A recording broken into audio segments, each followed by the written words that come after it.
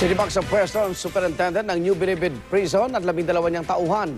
Kaugnayan sa illegal umanong pagpalabas sa ilang high-profile na preso para magpagamot sa isang private hospital. Ang isa, dinalo pa ng isang starlet at 2 lalaking dancer. Saksi si Maris Umali.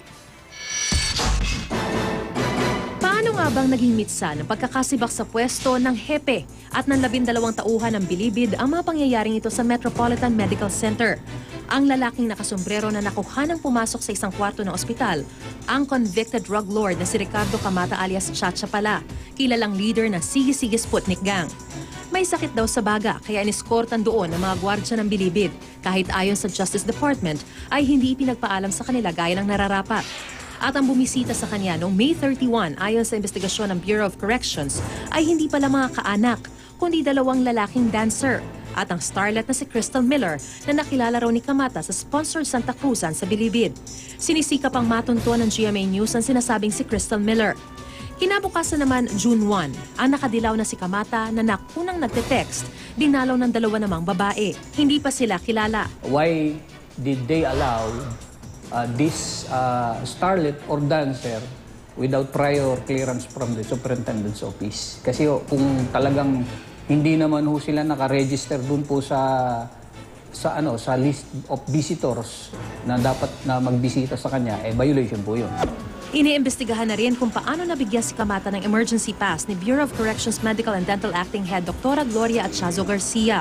Duda raw ang Bucor sa nakasaad sa pass na may pneumonia si Camata at kinakailangan ma-confine sa ospital dahil walang gamit para rito ang Bilibid at wala ring pulmonologist nung ilabas mula roon si Camata noong May 28. Nakapaghain na ng request for hospitalization sa DOJ si Camata pero hindi siya nabigyan ng permisong lumabas ng maximum security compound. Nagkaroon po ng office procedural lapse or lapses. Kasi nailagay po nila doon with DOJ approval. Ang dapat na inilagay niya, requested approval. Ayon sa lead investigator ng DOJ na si Justice Undersecretary Francisco Baraan, napatunayang may kapabayaan kaya sinibak sa pwesto ang hepe ng NBP na si Superintendent Fajardo Lansangan. Gayon din ang 12 prison guards. Iimbestigahan na rin kung may nangyaring sabuatan at bayaran. You intentionally did not do your duty. Sabi ko sa kanila biro mo may papasok sa hospital room ng isang inmate na high profile, nakabag. Dapat kap-kapan mo yun. Kung dito, kinakap-kapan ka namin. Wala pang bagong tugon ng mga nasibak na opisyal pero iginiit na nila dati na walang VIP treatment sa mga mayayamang preso.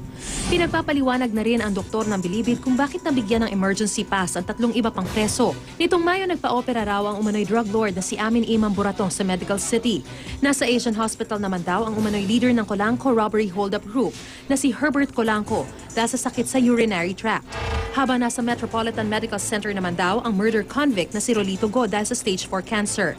Bago nito ilang high-profile inmates na rin ang nabistong nakakalabas ng Bilibid, kabilang si dating Batangas Governor Antonio Leviste noong 2011. Ako si Maris Umali ang inyong saksi.